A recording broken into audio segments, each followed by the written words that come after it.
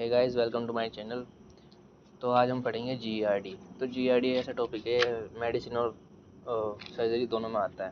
तो अगर आपका कल एग्ज़ाम है और आपको बिल्कुल नहीं पता कि क्या करना है, तो मैं की पॉइंट्स और अपने नोट्स दे दूंगा आपको। तो 7 मिनट के अंदर अंदर आपका जीईआरडी ख़त्म हो जाएगा। सबसे पहले हम डिफाइन करेंगे व्हाट इज GERD.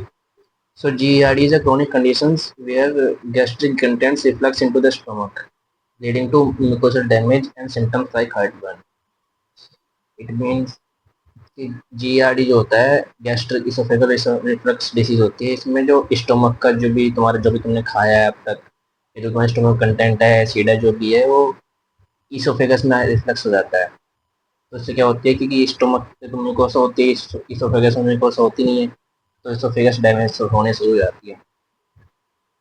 तो इसकी निमोनिक है, GERD से बना रखी है मैंने। GERD गैस्ट्रिक कंटेंट रिफ्लेक्स होगा, इसोफेगल इरिटेशन होगी, रिगर्जिटेशन एंड हार्टबर्न होगा, और dysfunction of lower oesophageal sphincter होती है। क्योंकि इसोफेगस में दो स्फिंक्टर होते हैं, एक तो अपर इसोफेगल स्फिंक्टर और एक लोअर इसोफेगल स्फिंक्टर। तो लोअर इसोफेगल स्फिंक्टर जो होता है उसका डिसफंक्शन होता है, जिससे GERD हो जाता है। So what are the common risk factor for the GERD? ये भी 3 मार्क का क्वेश्चन आया था, ये साथ में लिख दो जब लॉन्ग क्वेश्चन आएगा GERD। तो कॉमन रिस्क फैक्टर में obesity, हाइटल hernia, dietary factors, spicy foods, smoking, and pregnancy. These are the some common risk factors. इसकी निमोनिक है फैट पाई। फैट पाई से याद रखते हैं, जैसे एफ से हो जाएगा फैटी फूड्स हो गए, ए से एल्कोहल, टी से टोबैको, पी से प्रेगनेंसी, आई से increase intraabdominal pressure, and E से इसोफेजियल स्फिंक्टर।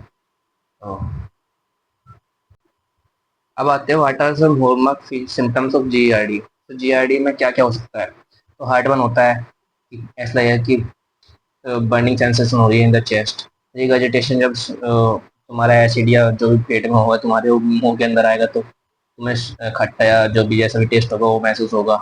डिस्फेजिया होगा, डिफिकल्टी इन सोलिंग, मतलब खाने में दिक्कत हो जाएगी आपको। क्रोनिक कफ होगा और होर्सनेस होगी, hoarseness due to laryngopharyngeal reflux affecting vocal cords. इसकी निमोनिक है, हार्ट से बना रखी है, H for heartburn, E for esophageal irritation, A से एसिड रिगर्जिटेशन, R से respiratory symptoms and cough and hoarseness, और T से ट्रबल swallowing डिस्फेजिया। अब मेन जो आता है GERD का वो होता है डायग्नोसिस सर्जरी। तो डायग्नोसिस कैसे करोगे? तो मेन तो क्लिनिकल डायग्नोसिस होता है, जैसे कि जिससे जो भी क्लिनिकल सिम्टम्स होंगे बताएगा पेशेंट की, खट्टी डकार आ रही है या हार्टबर्न हो रहा है, एसिडिटी हो रही है, तो समझ जाओ कि हाँ कुछ तो है एसिडिटी टाइप, तो PPI दे दोगे, मेडिकल मैनेजमेंट। लेकिन अगर उससे ठीक नहीं हो रहा तो उसके बाद हम डायग्नोसिस करेंगे कि क्या है ऐसा। तो मेन जो होती है वो एंडोस्कोपी होती है, गोल्ड स्टैंडर्ड है for assessing oesophageal mucosal damage. Other investigations are 24-hour pH monitoring which confirms acid reflux episode, लेकिन ये फिजिबल तो है नहीं। और बाकी है इसोफेजियल मैनोमेट्री, ये रिलेट्स करती है एलियस फंक्शन को। और फिर है barium swallow, barium swallow detect करता है structural abnormalities like hiatal hernia types.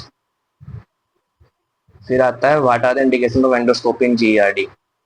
वो बताया मैंने तुम्हें कि अगर ठीक नहीं हो रहा पेशेंट तो उसके बाद ही हम एंडोस्कोपी करेंगे। तो क्या इंडिकेशन है? Persistent symptoms despite treatment, dysphagia या ओडोनोफेजिया हो रही है, अनटिल इंटेंशनल वेट लॉस हो रहा है, क्रोनिक हो जाएगा, तो फिर देखेंगे हम क्या हो रहा है उसके साथ। Suspected Barrett's oesophagus and recurrent vomiting और GI ब्लीडिंग। तो इसकी होने क्या रेड फ्लैग, मतलब रेड फ्लैग नाम से पता चल रहा है आपको कि ये सुबह सिम्टम्स है कि कुछ तो दिक्कत है। तो आर से रिफ्लेक्टिव सिम्टम्स, ई से इसोफेजियल स्ट्रक्चर सस्पिशन, डी से डिस्फेजिया, एफ से फ्रीक्वेंट वोमिटिंग, एल से लॉस ऑफ वेट, एंड ए से एनीमिया, एंड जी से GERD कॉम्प्लिकेशंस लाइक बैड सी इसोफेगस। अब आते हैं मैनेजमेंट में। तो मैनेजमेंट इसका कैसे करेंगे हम? तो लाइफ स्टाइल मॉडिफिकेशन सबसे पहले करेंगे, उसको वेट लॉस करवाएंगे। ओबिस ओबिस पेशेंट है तो उसको कहेंगे भाई जंक फूड मत खाओ, ये बाकी अच्छे से एलिवेटिंग हेड के साथ सोना अच्छे करेंगे, उसके लिए हम करेंगे कि हाँ ऐसे तक रहेगा सोना नीचे, ताकि पेट का कंटेंट ऊपर ना आए, उल्टा ना जाए। फिर मेडिकल थेरेपी देंगे, प्रोटॉन पंप इनहिबिटर्स जैसे omeprazole, pantoprazole, S2 receptor blockers, ranitidine and प्रोकाइनेटिक्स, metoclopramide. ये तो हो गया मेडिसिन का पार्ट। लेकिन अगर हम सर्जरी पढ़े तो ऑब्वियसली सर्जरी के तो लिखने पड़ेंगे चीज़ें। तो इसमें दो मेन सर्जरी होती है, वो फंडोप्लाइकेशन। फंडोप्लाइकेशन में क्या करते हैं हम? कि जो भी, क्योंकि जी इसोफेगस है और स्टोमक है। इसोफेगस का जो पार्ट होता है वो स्टोमक में कम रह जाता है, इसोफेगस लेंथ जो होती है स्टोमक में कम हो जाती है, जिससे ये जीआरडी होती है। तो फंडोप्लाइकेशन में हम उसकी लेंथ बढ़ाते हैं इसोफेगस की, स्टोमक के अंदर एलईएस की, और उसके बाद हम उसके अराउंड रैप कर देते हैं, जिससे कि वो टाइट हो जाता है इसोफेगस, और उसका प्रेशर इंक्रीज हो जाता है। तो फिर स्टोमक का प्रेशर कम रहता है और इसोफेगस का ज़्यादा रहता है, तो स्टोमक का कंटेंट उसमें नहीं जा पाता।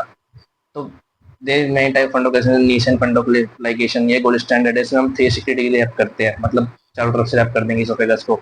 लेकिन कुछ पेशेंट होते हैं जिसमें ये सब जैसे गैस ब्लोटिंग के सिम्टम्स आते हैं, बाकी सिम्टम्स आते हैं कि ज़्यादा टाइट हो गया, ढीला करो, तो उसमें हम करते हैं ये थर्ड वाला टू पेट फंडोप्लाइकेशन। इसमें पार्शल रैप करते हैं, जिनकी विद वीक इसोफेगल मोटिलिटी होती है।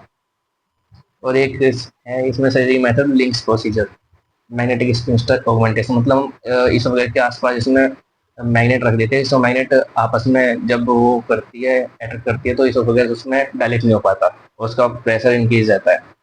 तो ये दो तीन पॉइंट है जो सर्जरी में आपको लिख दो तो नंबर मिल जाएंगे। That's it for the surgical option for GERD. उसकी निमोनिक है एनएलटी, तो एन से नीशन फंडोप्लाइकेशन, एल से लिंक्स प्रोसीजर, और टी से टू पेट फंडोप्लाइकेशन। अब आते हैं what are the indication for surgical intervention. Surgical intervention दो इंडिकेशन है जो तुम्हारे मेडिकल एंडोस्कोपी कहते हैं मेनली, जिसमें failure of medical therapy, severe reflux हो रहा है, oesophageal damage, Barrett's oesophagus dysplasia, recurrent aspiration pneumonia, या large हाइटल hernia causing reflux. Mnemonic क्या है, इसकी फायर के नाम से कर दो। एफ से फील्ड मेडिकल थेरेपी, आई से इंट्रैक्टेबल सिम्टम्स। इंट्रैक्टेबल सिम्टम्स जैसे तुम्हारा रिफ्लक्स हो रहा है बार बार, या बार बार तुम्हें दर्द हो रहा है, या तुम्हें करनी है सर्जरी, तुम्हारी ठीक नहीं है मेडिकल उससे। आर से रेस्पिरेटरी कॉम्प्लिकेशन जैसे एस्पिरेशन निमोनिया। ई से इसोफेगल डैमेज, की कॉम्प्लिकेशन होती है जीआरडी की, बैड इसोफेगस की। इसोफेगस की जो इसका में सेल्स होती है वो कोलमनार में चेंज हो जाती है, तो इसको बैड इसोफेगस बोलते हैं। आगे पढ़ेंगे। अब नेक्स्ट क्वेश्चन आया जो नोट्स में आता है, वो है what are the major complication of untreated GERD. अगर ठीक नहीं करेंगे तो क्या हो सकता है? तो इसोफेजाइटिस हो सकती है, क्रोनिक इन्फ्लेमेशन, बैड इसोफेगस हो सकता है, इसोफेजल स्ट्रक्चर हो सकता है, या एस्पिरेशन निमोनिया हो सकता है। तो जीईआरडी में इतना ही था। और यार एग्ज़ाम में अगर तुम ये की पॉइंट्स लिख दोगे तो अच्छे नंबर मिल जाएंगे। तो अगर तुम्हें मेरे नोट्स चाहिए तो फिर मैंने इंस्टा की लिंक दे रखी है, वहाँ पे डीएम कर देना, मैं तुम्हें नोट्स भेज दूँगा। That's it. Thank you.